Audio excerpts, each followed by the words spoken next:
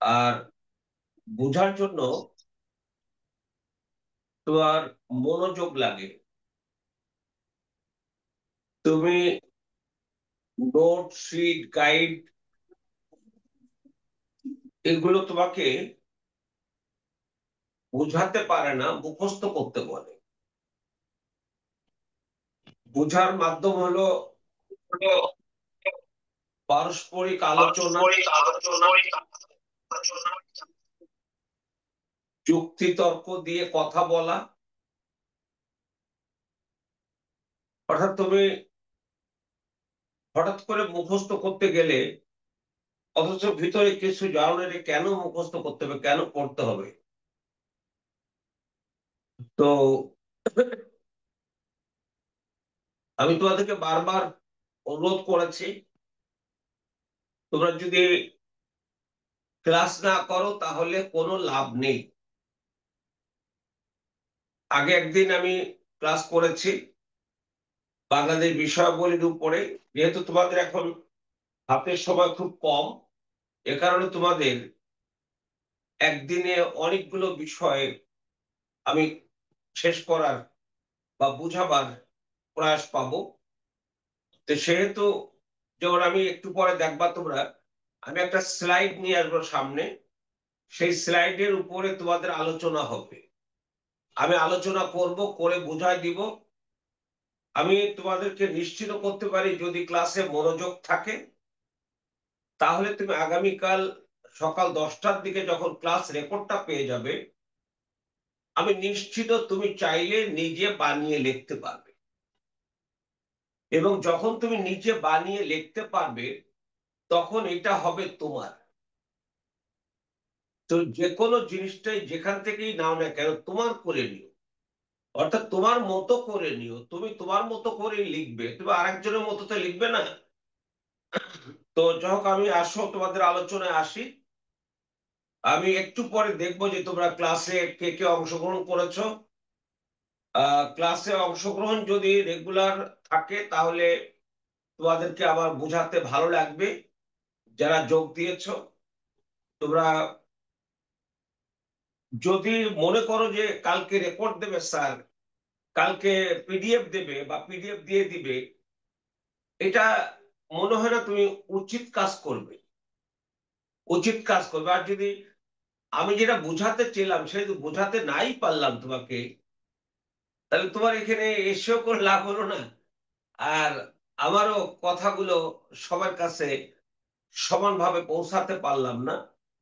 তো যা হোক, দেখা যাক আজকে কি দাঁড়ায়। আশা করি তোমরা সেই কথাটি শুনবে এবং কথাটি রাখবে। তোমরা কি দেখেছো তোমাদের গ্রুপে আমি কতগুলো প্রশ্ন দিয়েছি, কেউ দেখেছো? জি স্যার। একটু ওখানে তোমার কোনটা কি মনে ধরেছে? যে একটা বলো তো তোমার কোনটা মনে ধরেছে, যে এইটা আমার জানতে হবে ওই পরীক্ষার জন্য। একটা বলো, সবগুলো বলার দরকার নেই।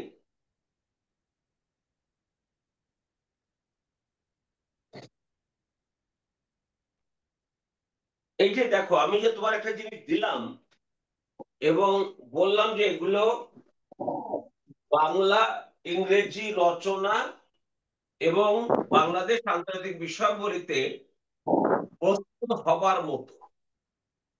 সেখানে আমি কি বলে যে আমাদের যেটাকে মানি লন্ডারিং, এই মানি লন্ডারিং এটা বাংলাদেশে ব্যাপক আলোচিত একটা বিষয় না?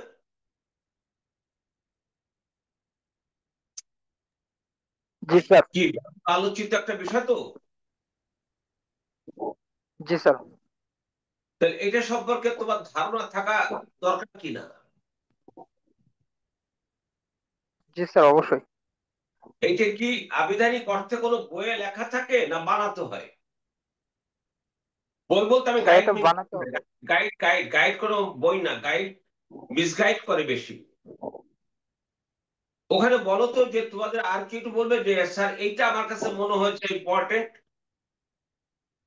যেমন স্যার এই যে একটা কোশ্চেন আপনি বলছেন যে মানে বৈশ্বিক ঋণ, বিশেষ করে আইএমএফ এর যে ঋণটা বাংলাদেশকে প্রদান করছে, ওইটা নিয়ে যেটা বলছেন আপনি।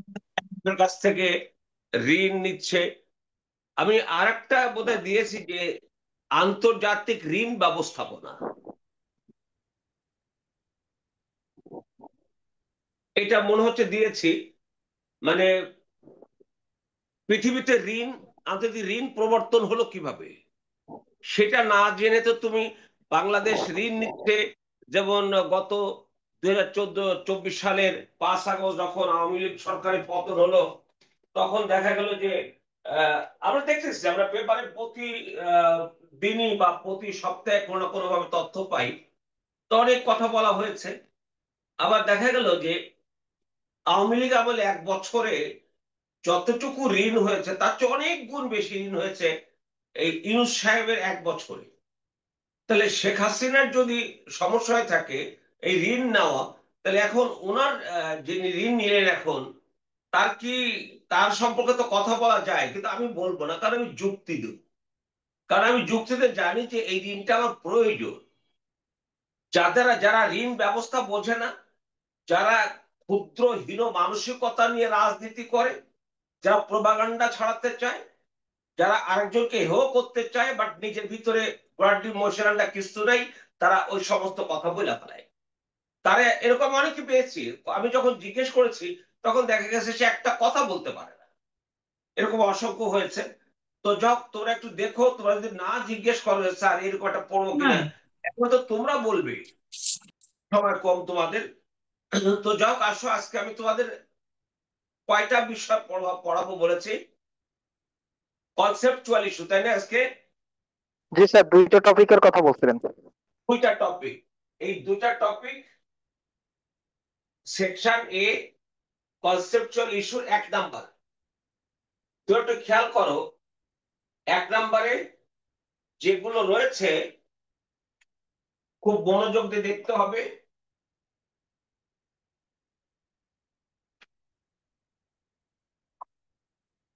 দেখো, ইন্ট্রোডাকশন টু, এটা কি আছে? Sir international affair. অর্থাৎ আন্তর্জাতিক সম্পর্কের ভূমিকা, তাই তো? জি স্যার। আচ্ছা, এর পাশে সিগনিফিকেন্স অফ, তারপরে কি আছে?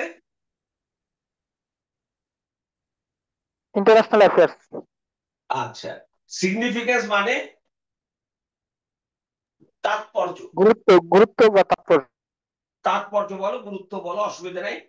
এরপর দেখো মিনিং অ্যান্ড স্কোপ, অর্থাৎ অর্থ এবং পরিধি। স্কোপ মানে পরিধি। অফ কি, অফ, ইন্টারন্যাশনাল, অ্যাফেয়ার্স। বলো অফ ইন্টারন্যাশনাল অ্যাফেয়ার্স, ঠিক আছে? জি স্যার। আচ্ছা, তারপরে কি আছে দেখো, লিঙ্কেজ বিটুইন, অর্থাৎ দুটোর মধ্যে সম্পর্ক, বিটুইন ইন্টারন্যাশনাল অ্যাফেয়ার্স। তারপরটা কি দেখো তো? International politics. আচ্ছা, এই টোটাল জিনিসের ভিতরে তোর কয়টা জিনিসের কনসেপশন নিতে হবে? বলে এটার মধ্যে সহজ হয়ে গেল যে আমরা 1 নম্বরে কয়টা জিনিসের কনসেপশনটা আমরা নিব, কনসেপশন আমরা জানবো। সেটা হলো এই যে, দেখো ইন্টারন্যাশনাল অ্যাফেয়ার্স কতবার বলা আছে?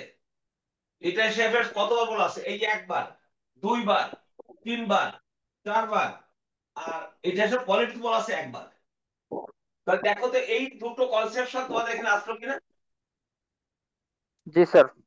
ইন্টারন্যাশনাল পলিটিক্স এবং হচ্ছে ইন্টারন্যাশনাল অ্যাফেয়ার্স। কনসেপচুয়াল ইস্যুর 1 নম্বরে introduction to international affairs, significance of international affairs, meaning is and scope of international affairs.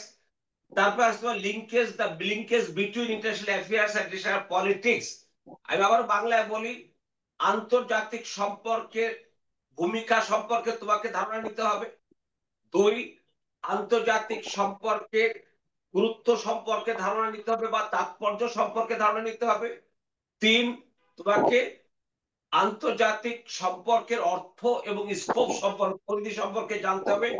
Last one, আন্তর্জাতিক সম্পর্ক এবং আন্তর্জাতিক রাজনীতির মধ্যে তোমাকে জানতে হবে।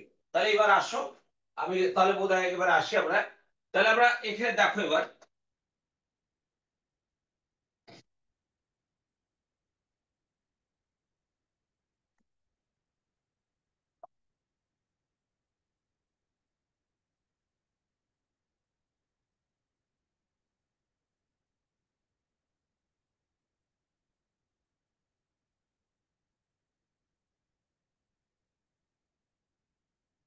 International affairs, international politics.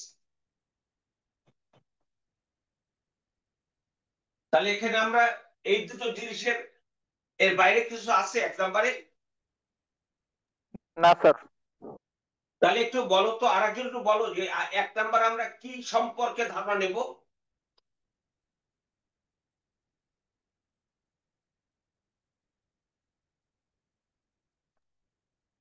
Sir international affairs আর হচ্ছে ইন্টারন্যাশনাল পলিটিক্স।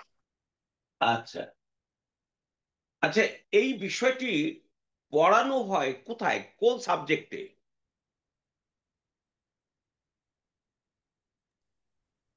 বিশ্ববিদ্যালয়ে এই বিষয়গুলো পড়ানো হয় কোন সাবজেক্টে? পলিটিক্যাল সায়েন্সে স্যার মূলত। রাষ্ট্রবিজ্ঞানে পড়ানো হয়, আন্তর্জাতিক সম্পর্কেও পড়ানো হয়, ইতিহাসও পড়ানো হয়। যারা ঢাকা বিশ্ববিদ্যালয়ের ইতিহাসে পড়েছে, আমি আমার কন্টেম্পোরারি হিস্ট্রি ছিল, সেখানে এগুলো আমার পড়ার বিষয় ছিল। অর্থাৎ আহ, যেমন অন্যান্য ইউনিভার্সিটিতে বিভিন্ন নামে আছে, তার আমি এক কথা বলি যে রাষ্ট্রবিজ্ঞানের, তাহলে রাষ্ট্রবিজ্ঞানের যদি অংশ হয়ে থাকে, আচ্ছা রাষ্ট্রবিজ্ঞানে কি কোনো কিছু মানে যেমন একটা মানুষ পুতুল বানায়, ওই পুতুলটা বানাবার আগে সে তার সে কি বলবো যে মাথার ভিতরে সে চিন্তা করে যে পুতুলটা কিরকম বানাবো, তাই না? জি স্যার। নাকি পুতুল বানাবার পরে বললে পুতুল বানাইছে, এরকম হয় না? বানাবো, তারপরে সেটা পুতুল হয়। কিন্তু রাষ্ট্রবিজ্ঞানে কোনো কিছু কিন্তু সংজ্ঞা হয়ে তৈরি হয় না, যেমন পুতুল একটা সংজ্ঞা। রাষ্ট্রবিজ্ঞানে কোনো কিছু তৈরি হয়ে সংজ্ঞা তৈরি হয়ে ঘটে না, ঘটার পরে সংজ্ঞায়িত হয়। আগে পৃথিবী কি রাষ্ট্র ব্যবস্থা হয়েছে, না রাষ্ট্র ব্যবস্থার ডেফিনেশন হয়েছে?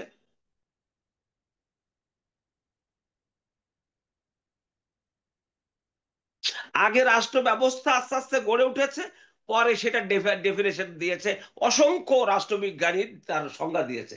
এখন এখানে ইন্টারন্যাশনাল অ্যাফেয়ার্স আর ইন্টারন্যাশনাল পলিটিক্স, এই দুটোর মধ্যে কোনটা আগে হয়েছে, কোনটা আগে হতে পারে? আগে স্যার অ্যাফেয়ার্সটা ঘুরছে, তারপরে ওইটারে পলিটিক্যালি রূপদান করা হয়েছে। আচ্ছা, আর একজন একটু বলো, কে বলছো আর একটু বলো, আর একজন বলো।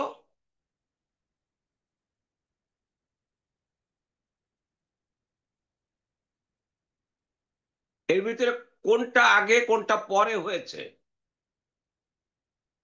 আন্দাজে বলো, যার যা খুশি বলো না।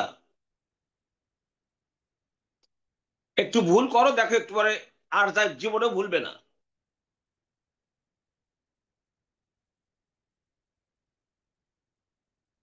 যদি ক্লাসে কি আর কেউ আসো, না নাই? স্যার প্রথমে দেশ, তারপর স্যার দেশের পলিটিক্সটা তৈরি হয়েছে। প্রথম কি হয়েছে? স্যার প্রথমে দেশ, তারপর দেশ গঠন, তারপর politics বিষয়টা আমি তোমার কথা ধন্যবাদ। আমরা আপাতত দেশকে একটু সরিয়ে রাখি, এই দুটোর মধ্যে থাকি। এই দুটোর ভিতরে কোনটা আগে হয়েছে? স্যার অ্যাফেয়ার্সটা। অ্যাফেয়ার্স আগে হয়েছে। ধন্যবাদ। আর একজন বলতে পারবে?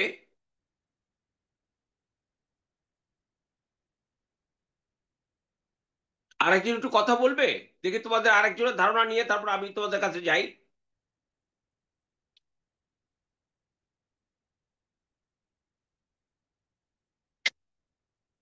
তোমরা দুদিন পর পরীক্ষা দেবা, শোনো এবার। আগে ইন্টারন্যাশনাল অ্যাফেয়ার্স হয়নি, আগে হচ্ছে international politics. International politics international affairs এর জন্ম দিয়েছে। তোমরা শুধু মনে রাখো, আন্তর্জাতিক রাজনীতি আন্তর্জাতিক সম্পর্কের জন্ম দিয়েছে। আমি আবার বলছি, আন্তর্জাতিক রাজনীতি উদ্ভব এবং বিকাশের ধারায় একটা পর্যায়ে এসে আন্তর্জাতিক সম্পর্ক হয়েছে। আমি কিভাবে হয়েছে তোমাদের একটু দেখাচ্ছি। সেটা সেটা হলো,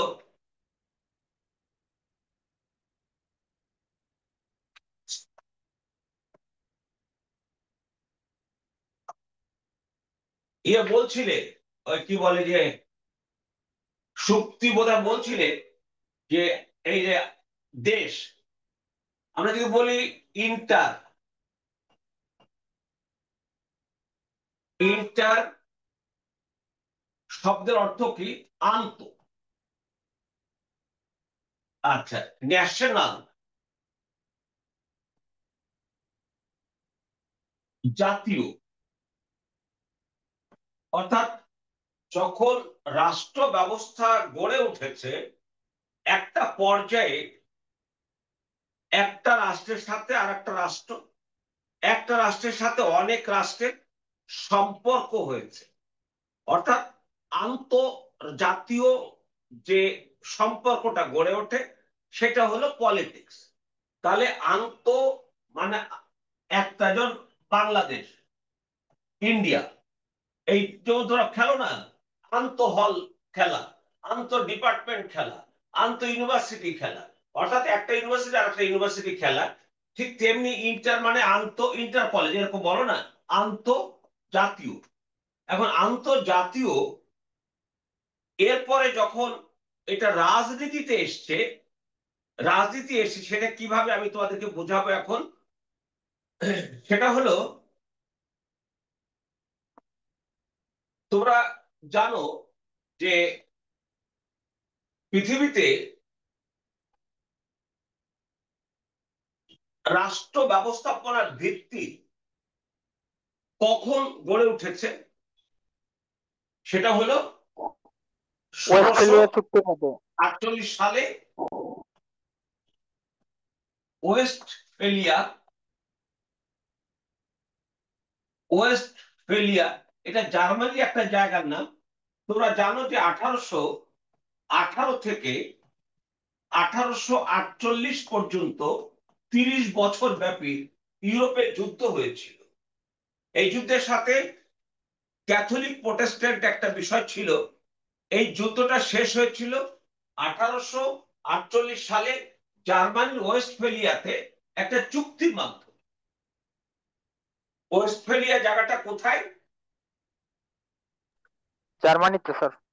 জার্মানিতে। সেখানে কত সালে চুক্তি হয়েছিল? 1648। 1648 সালে। এই ওয়েস্টফেলিয়ার যে চুক্তি, এই চুক্তির মাধ্যমে পৃথিবীর প্রথম ভূখণ্ডগত ভূখণ্ডগত রাষ্ট্র ব্যবস্থা হয়। প্রথম হয় সুইজারল্যান্ড। সুইজারল্যান্ড আর একটা হল্যান্ড। তাহলে বলো তো, ভূখণ্ডগত রাষ্ট্র উদ্ভব হলো কখন? বলো। 1648 সালে ওয়েস্টফেলিয়া চুক্তির মাধ্যমে, এবং প্রথম হচ্ছে সুইজারল্যান্ড, তারপর হচ্ছে হল্যান্ড।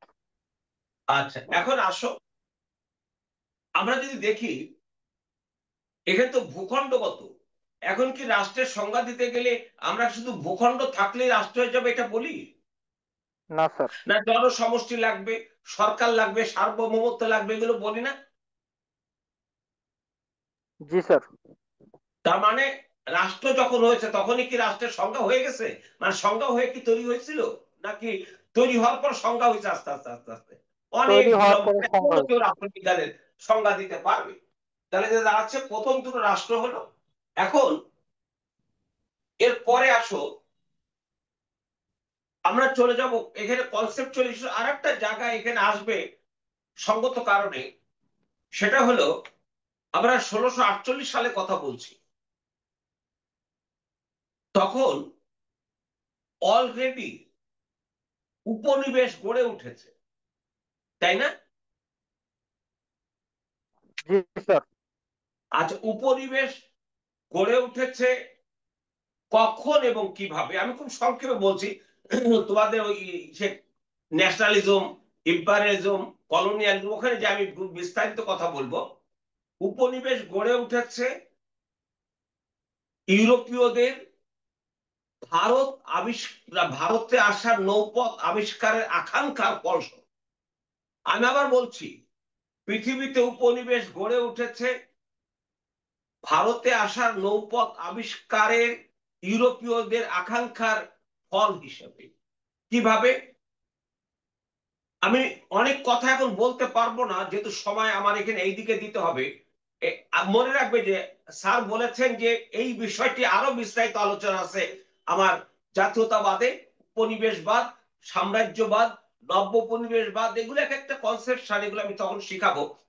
এখন যেটা বলছিলাম, সেই 1400 তোমার কি বলবে যে 88 সালে পর্তুগিজ নাবিক বার্থলোমিউ দিয়াজ তিনি এসেছিলেন।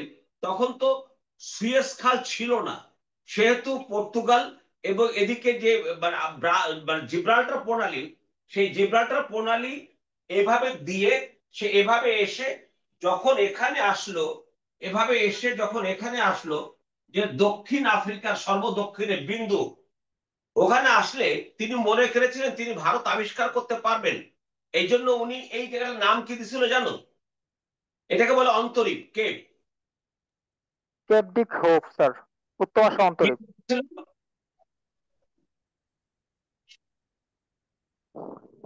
বলো কি নাম দিছিল? স্যার মানে উত্তম আশা অন্তরীপ, ইংরেজি বাংলা নামটা বলছো মনে তোমার অন্তরীপ, ইংরেজি কেপ অফ গুড হোপ না? যা উনি একটা নাম দিয়েছেন কেপ অফ গুড স্ট্রমস। তারপরে পর্তুগাল রাজা দ্বিতীয় জন এটা নামকরণ করেছিলেন কেপ অফ গুড হোপ, কিন্তু উনি পারেননি। এরপর জানো তোমরা 1492 খ্রিস্টাব্দে স্পেনের রানী ইসাবেলা ইতালির নাবিক ক্রিস্টোফার কলম্বাসকে 3টা জাহাজ দিয়ে বলেছেন যান আপনি ভারত আবিষ্কার করেন। তারা তখন ইউরোপ, আমাদের ভারতবর্ষ থেকে ইন্দোনেশিয়া পর্যন্ত এই ভূখণ্ডকে তারা বলতো ইস্ট ইন্ডিজ। ইস্ট ইন্ডিজ মানে পূর্ব ভারত। তখন দেখা গেল এই এই এই হলো তোমার স্পেন, এই হলো পর্তুগাল, এই হলো স্পেন। এই স্পেন থেকে ক্রিস্টোফার কলম্বাস এভাবে না এসে উনি চলে গিয়েছিলেন এভাবে এদিকে। তারপরে তিনি প্রথম উনি বলেছিলেন যে পৃথিবী যেহেতু গোল, সেহেতু আমি পশ্চিম দিকে গেলেও আবার পূর্বে চলে আসবো। কিন্তু দেখা গেল যে ওনার অনেক সময় 2 মাসে বেশি হয়ে গেল। একটা পর্যায়ে তিনি যে একটা ভূখণ্ড আবিষ্কার করলেন, তার নাম তিনি রেখেছিলেন সাল সালভেদর। এই জন্য উপনিবেশের জনক বলা হয় ক্রিস্টোফার কলম্বাসকে। আমেরিকা আবিষ্কার হয়ে গেল, তার 6 বছর পরে দেখাতো ভাস্কো দা গামা ভারতের কালিকট বন্দর আবিষ্কার করলো কিনা।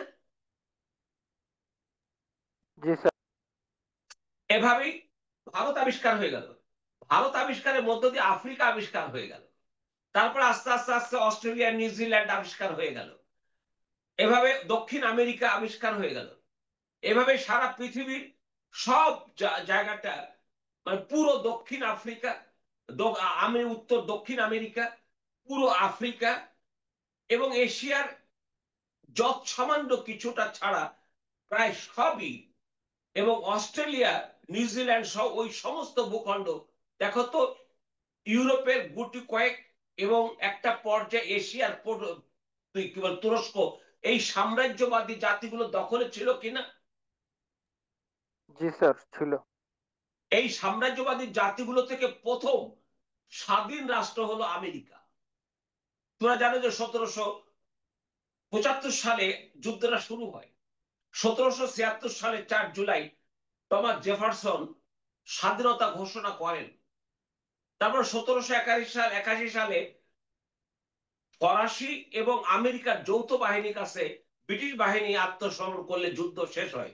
1783 সালে প্যারিস চুক্তির মাধ্যমে ব্রিটেন আমেরিকার স্বাধীনতা মেনে নেয় এবং আমেরিকা তার বন্দীদেরকে মুক্তি দিয়ে দেয়। এই যে প্রথম উপনিবেশ থেকে মুক্তি পেল কোন দেশটি?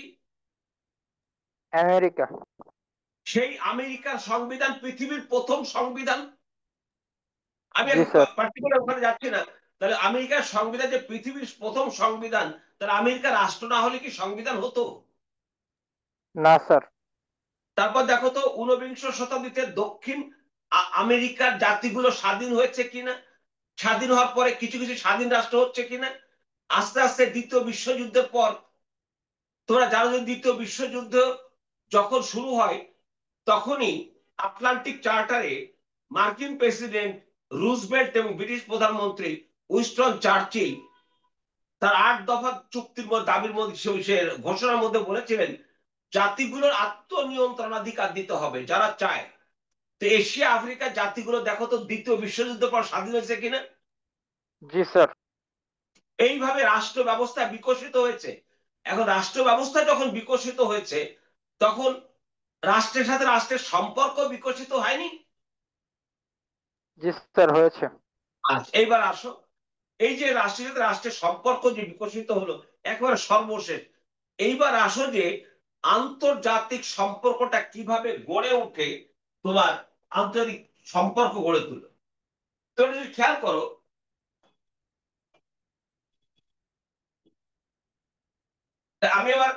আমি এতক্ষণ যে কথাগুলো বললাম এগুলো কালকে রেকর্ড শুনে বুঝতে পারবে যে কথাগুলো তোমার কতটা প্রয়োজন। সেটা হলো 1861 সালে অটো ভান বিসমার্কের নাম শুনেছো? জি স্যার। অটো ভান বিসমার্ক, জি স্যার। উনি প্রুশিয়া, জার্মানির একটা রাজ্য, প্রুশিয়ার প্রধানমন্ত্রী নিযুক্ত হন। এই অটোমান বিসমার্ক প্রুশিয়ার প্রধানমন্ত্রী হয়ে তিনি সিদ্ধান্ত নিয়েছিলেন জার্মানির পুনঃ একত্রীকরণ, রিইউনিফিকেশন। বলতে কি শব্দটা বলছিলাম? রিইউনিফিকেশন। পুনঃ একত্রীকরণ করবে। তাহলে একসময় একত্রিত ছিল, সেটা নাই, আবার সে পুনঃ একত্রিত করবে। তাহলে এখন দ্বিতীয় ছিল জার্মানিকে শক্তিশালী করবে। এই যে প্রথম যেটা জার্মানির পুনঃ একত্রীকরণ, একত্রীকরণ করতে থেকে তিনি 3টি যুদ্ধ করেছিলেন। প্রথম হলো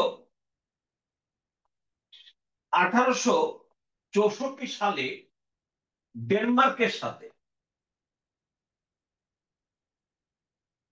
তাহলে প্রুশিয়া প্রথম যুদ্ধ করে কার সাথে? ডেনমার্কের সাথে। কত সালে? 1864।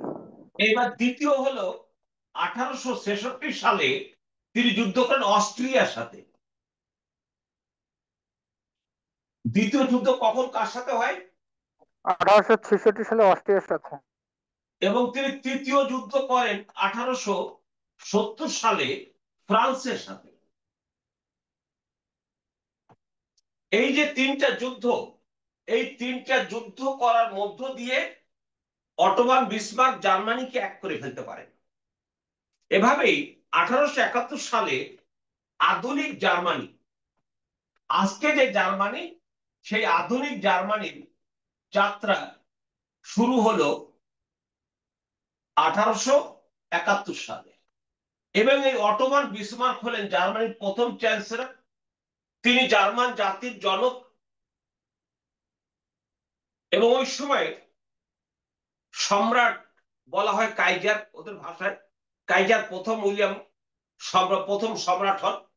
এভাবে দেখো তো জার্মানি একত্রীকরণ হলো। এইবার জার্মানিকে শক্তিশালী করবে। শক্তিশালী করলে দেখো তো ফ্রান্স পরাজিত শক্তি হিসাবে পরাজয়ের প্রতিশোধ নিতে চাইবে কিনা। জি স্যার, চাবে। তাহলে তখন তিনি সিদ্ধান্ত নিলেন ফ্রান্সকে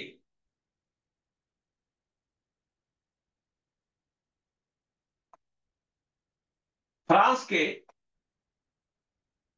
তিনি ইউরোপীয় রাজনীতি থেকে দূরে সরিয়ে দেন। এবার দেখো রাজনীতি কিভাবে আন্তর্জাতিক রাজনীতি কিভাবে আসতেছে। ফ্রান্সকে দূরে সরিয়ে দেবে। এখন দূরে সরিয়ে দিতে চাইলে কি করতে হবে?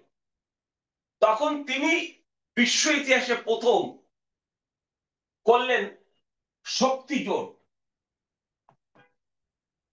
বাংলায় বলি আমরা পাওয়ার অ্যালায়েন্স, ইংরেজিতে পাওয়ার অ্যালায়েন্স। পাওয়ার অ্যালায়েন্স মানে শক্তি জোট। একে মৈত্রী চুক্তি বলতে পারো। মৈত্রী চুক্তি যদি তুমি শোনো মনে করবে সেটা সামরিক চুক্তি। এই প্রথম পাওয়ার অ্যালায়েন্স বা প্রথম শক্তি জোট হয়েছিল জার্মানি যোগ অস্ট্রো হাঙ্গেরি। অস্ট্রো হাঙ্গেরি এই দুটো তখন কনফেডারেশন ছিল। তাহলে পৃথিবীর ইতিহাসে প্রথম সামরিক জোট করছেন কে? জার্মানি ও Austro Ottoman Bismarck, Germany. Germany করতেছে কার সাথে? অস্ট্রো হাঙ্গেরির সাথে। তাহলে দেখো তো এখন একটা জাতির সাথে আর একটা জাতির রাজনৈতিক সম্পর্ক গড়ে উঠতেছে কিনা? জি স্যার। তোমরা কি বুঝতে পেরেছো যে আমি আন্তর্জাতিক রাজনীতি কিভাবে গড়ে উঠছে দেখাচ্ছি? এবার আসো, দ্বিতীয়ত হলো তিনি এরপরে জার্মানি অস্ট্রো হাঙ্গেরি যে এটাকে বলে তোমার দ্বিপক্ষীয় বা বাই পাওয়ার অ্যালায়েন্স, এর সাথে যোগ দিল ইতালি।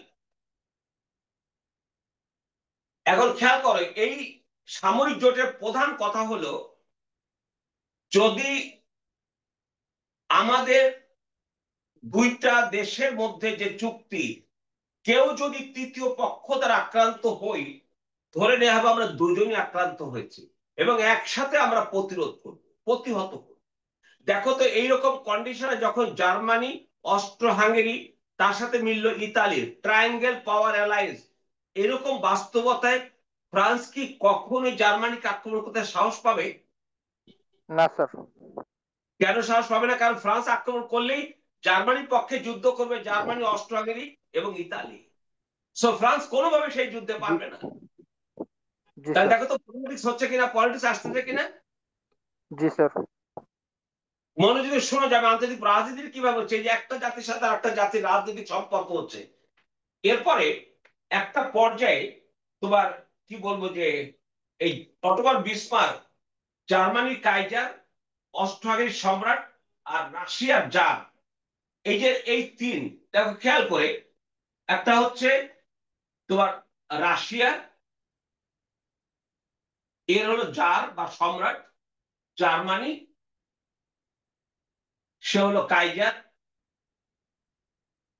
আর এদিকে হলো তোমার অস্ট্রো হাঙ্গেরির সম্রাট।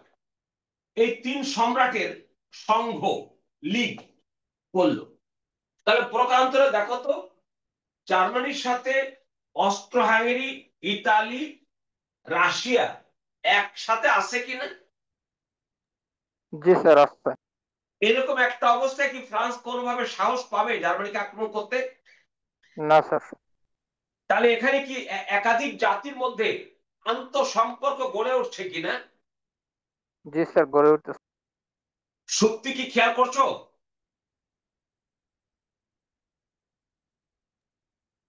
জি স্যার। আর একটু রেসপন্স করো।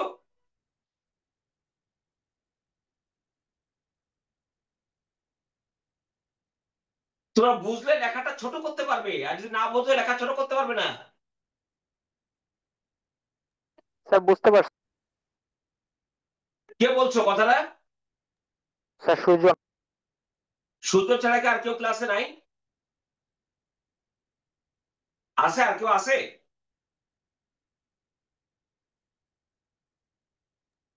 স্যার আছে। কে কে আসো?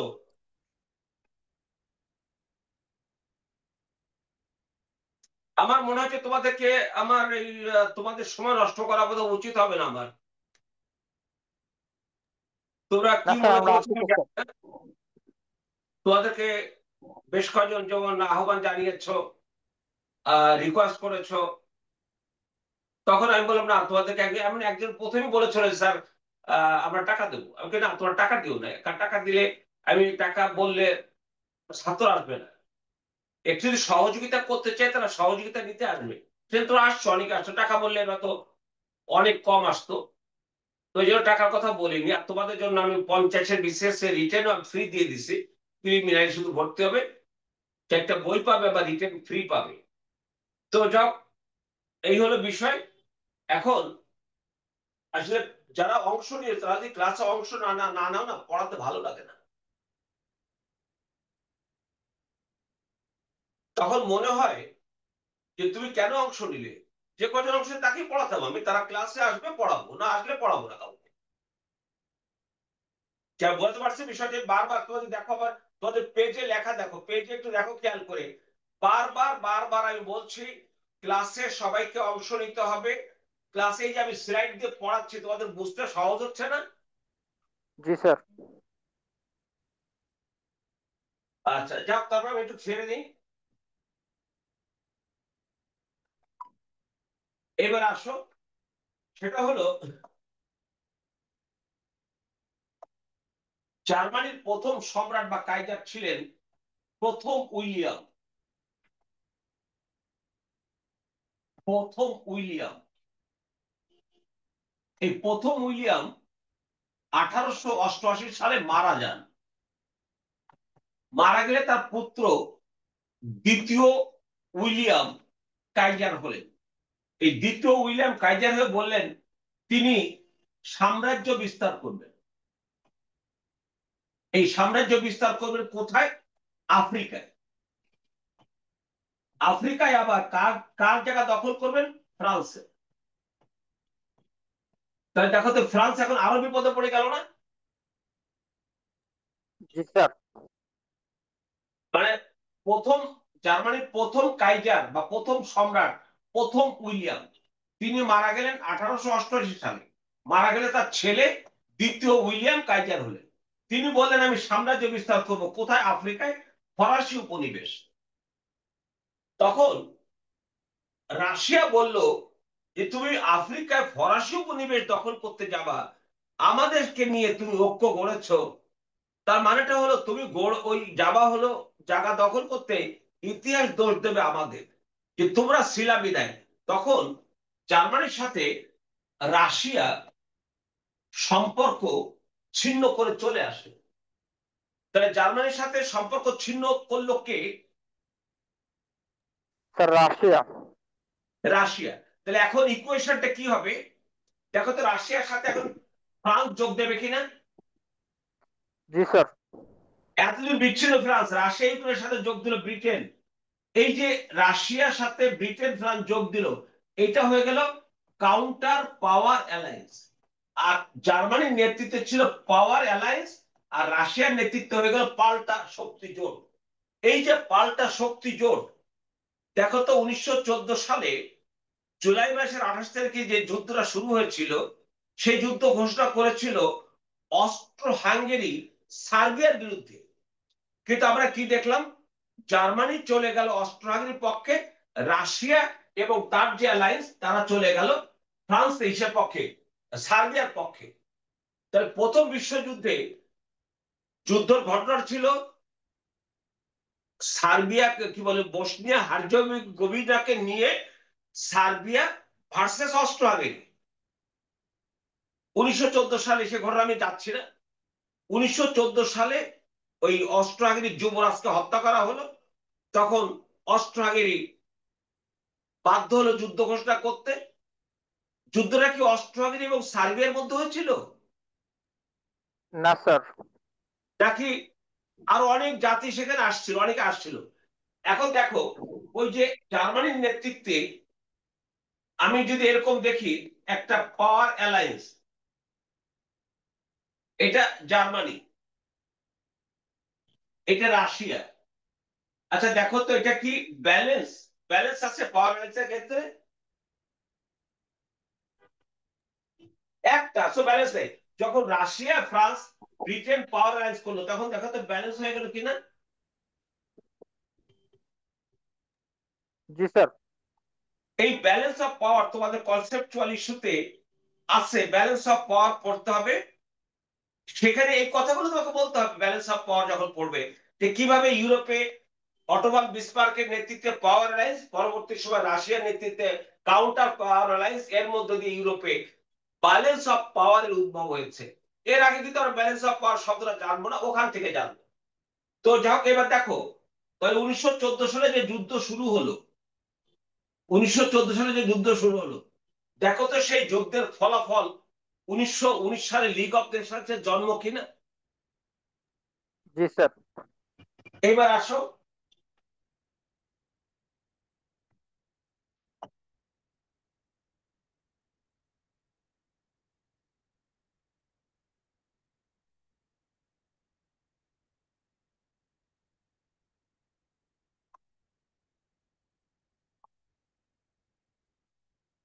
লিগ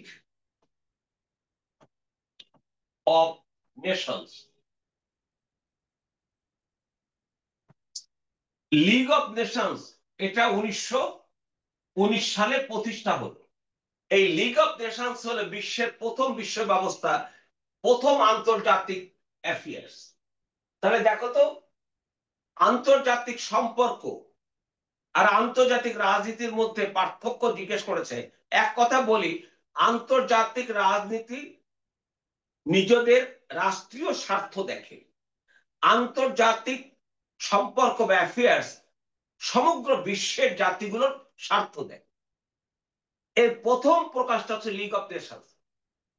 তাহলে কি লিগ অফ নেশনস বিশ্বের প্রথম আন্তর্জাতিক সম্পর্কের প্রকাশ। তাহলে প্রথম আন্তর্জাতিক সম্পর্ক বা বিশ্ব ব্যবস্থা বলি আমরা কাকে? লিগ অফ নেশনকে। লিগ অফ নেশনসকে। এরপরে দ্বিতীয় বিশ্বযুদ্ধের বলি জাতিসংঘ হওয়ার কারণে না? জি স্যার। আচ্ছা, জাতিসংঘ কি রাজনীতি করে নাকি মানবিক, অর্থনৈতিক, তারপর সামাজিক, সাংস্কৃতিক এই বিষয়গুলো নিয়ে কাজ করে? স্যার মানবিক, অর্থনৈতিক, সামাজিক জিনিসগুলো নিয়ে কাজ করে থাকে। আমেরিকা, ভারত কি করে সেটা পলিটিক্স করে না? জি স্যার। তাহলে আন্তর্জাতিক রাজনীতি হলো একটা রাষ্ট্রের সাথে একটা রাষ্ট্রের সম্পর্ক, এটা হচ্ছে রাজনীতি। আর অনেক জাতির মধ্যকার সম্পর্ক, সেটা হচ্ছে আন্তর্জাতিক ইন্টারন্যাশনাল অ্যাফেয়ার্স। তাহলে ইন্টারন্যাশনাল অ্যাফেয়ার্স আগে হলো না ইন্টারন্যাশনাল পলিটিক্স হয়েছে আগে? তার আগে পলিটিক্স হয়েছে, তারপরে হচ্ছে আপনার ইয়ে হয়েছে। আচ্ছা, তোমরা কি বুঝতে পেরেছো? যে যে আছে একটু বলো তো, বুঝতে পেরেছো কিনা? জি স্যার, বুঝতে পারছি। কেউ বলছিলে? স্যার সুজন। অন্য কেউ নাই? আরেকজন বলো, তারা বুঝতে পারে। না বুঝলে একটু বলো যে এই জায়গাটা বুঝতে পারিনি। হয়ে গেল আমাদের 1 নম্বর শেষ। 1 নম্বর তোমরা এখন পিডিএফ পেলেই পড়তে পারবে যে বা যা। তাহলে দেখো তো, আন্তর্জাতিক রাজনীতির পরিধি কি ব্যাপক নাকি আন্তর্জাতিক সম্পর্কের পরিধি ব্যাপক? স্যার সম্পর্কের পরিধিটা ব্যাপক হবে, আর রাজনীতি পরিধি। কারণ আন্তর্জাতিক রাজনীতি শুধু রাজনীতি করে, আর সম্পর্ক মানবিক কাজ করে, সামাজিক কাজ করে, সাংস্কৃতিক করে, যোগাযোগ করে, অনেক কিছু নিয়ে সে কাজ করে, শুধু রাজনীতি করে না। জাতিসংঘ সহ পরবর্তী যা হয়েছে এরা রাজনীতি করে না, এরা সবাই জন্য কমন একটা বিষয় নিয়ে তারা চিন্তা করে, তারা কাজ করে। তাহলে আমি কি বোঝাতে পারছি যে তোরা যারা বলছিলে যে আগে আন্তর্জাতিক সম্পর্ক পরে রাজনীতি? জি স্যার, ক্লিয়ার হয়েছে। এই মুহূর্তে ক্লাসে আর কে আছে একটু দেখো, কত বল তোমার সাথে?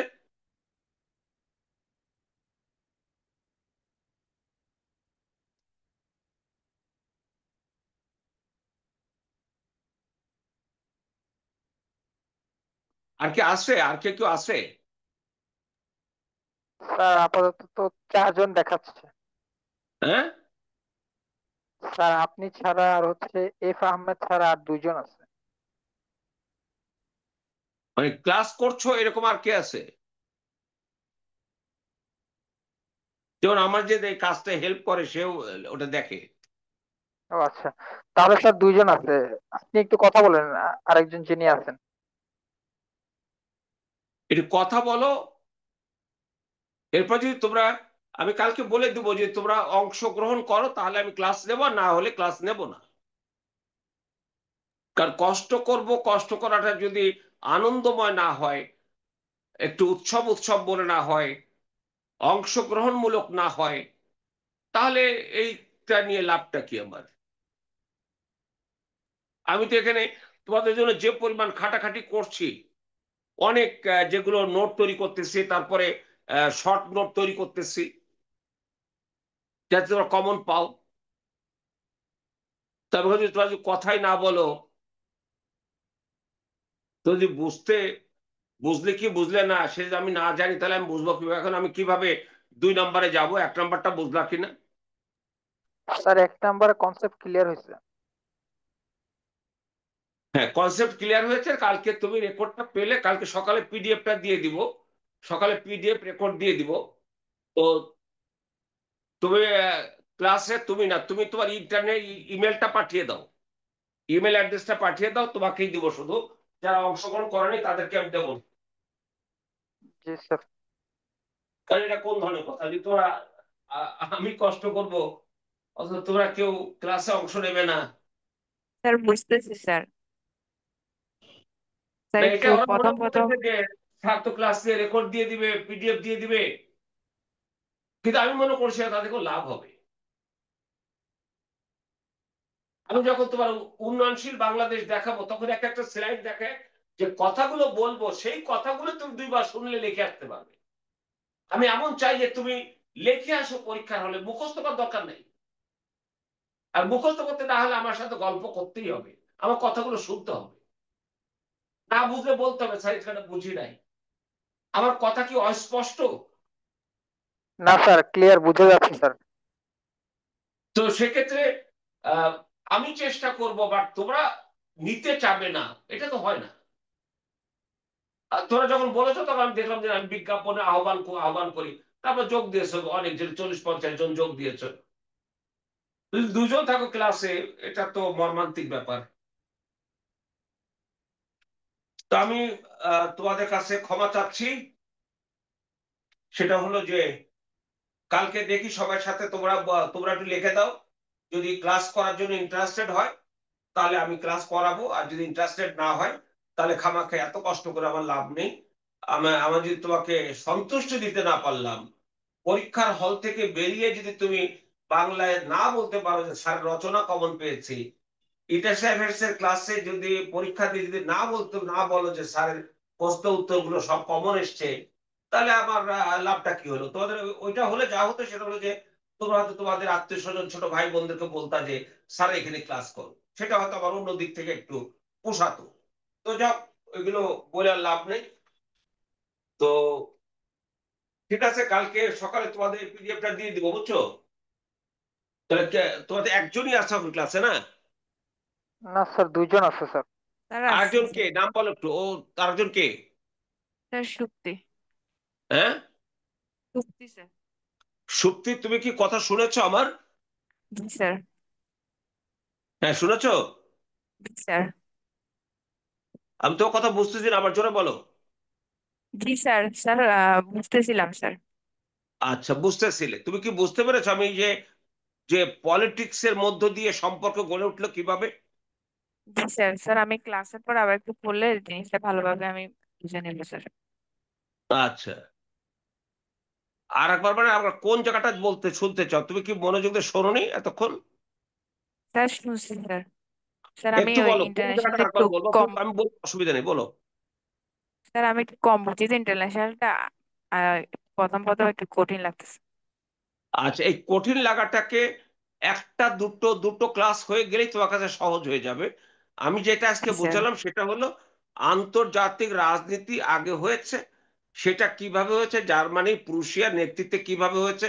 কালকে যখন তুমি রেকর্ডটা পাবে সেই রেকর্ডটা মনোযোগ দিয়ে দেখো। যদি মনোযোগ কোনো একটা জায়গায় বুঝতে কষ্ট হয়, তুমি আমার হোয়াটসঅ্যাপ নাম্বারে ফোন করো, আমি তোমার বুঝাই দিব। জি স্যার। আর তোমরা একটু ওখানে লিখে দিও যে আপনারা যদি ক্লাসে অংশগ্রহণ না করেন তাহলে তো স্যার ক্লাস দিতে উৎসাহী হচ্ছেন না, একটু বলে দিও। আর আমিও কালকে বলে দিব যে যারা ক্লাসে অংশ নিতে চায়, যদি দেখি যে এই কজন হয় তাহলে তাদেরই একটা গ্রুপ করে ফেলবো, তারা ক্লাস করবে। যারা অংশ নিতে চায় না তাদেরকে এক্ষেত্রে ই করে দিব, ডিলিট করে দিব। তো দুজনে তো আমি দুজনকে পড়াতাম মনোযোগ দিয়ে, কিন্তু 40-50 জনের জায়গায় 2 জন থাকবা, সেখানে আমি তো অনেক কষ্ট করে বসে আছি যে এই নোট টোট তৈরি করে যে তোমাদের সাথে আমি 1.5 থেকে 2 ঘন্টা কথা বলবো। তো স্যার সেই এটা তো আমরা মানসিকতা বুঝতে পারছি, নষ্ট হয়ে বাকিরা গেল। যে কেন বুঝতেছে না স্যার এটা তো বুঝতে পারতেছি না। এটা তো তো আমরা বলার নেই, কোনো চলো যখন কালকে দেখে কোনো দাঁড়াই। স্যার কিছু আপনার বলছি না। ব্যাপারটা তো স্যার আপনার ব্যাপারটা তো আমরা বুঝতে পারতেছি, বাকিরা কেন মূল্যায়ন করতেছে না সেটা তো স্যার আসলে আমরা বুঝতে পারতেছি না। আমি তো তোমাদের ব্যাপারটা বুঝতে চাচ্ছি। তোমরা এখানে যদি এরকম হয় যে না তোমাদের দুজনের সাথে আমি হোয়াটসঅ্যাপে গ্রুপ করেই তো কথা বলতে পারতাম, আরো ইন্টেন্সিভ হতো।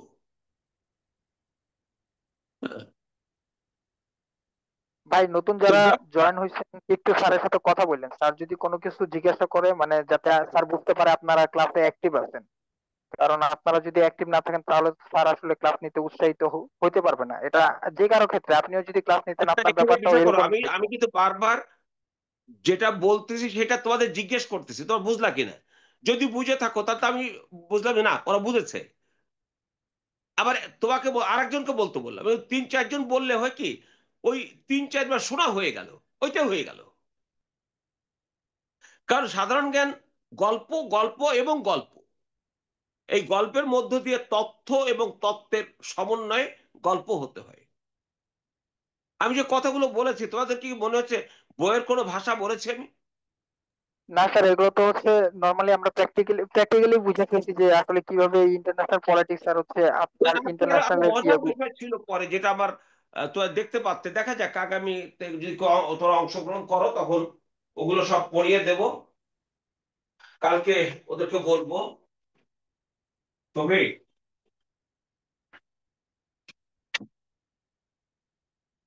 ঠিক আছে, তোমরা কালকে সকালে পিডিএফ আর রেকর্ডটা নিও। তোরা যে দুজন আছে দুজনের ইমেলটা একটু পাঠিয়ে দাও,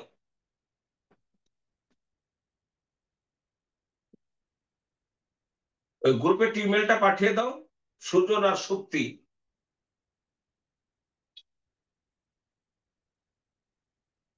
বন্ধ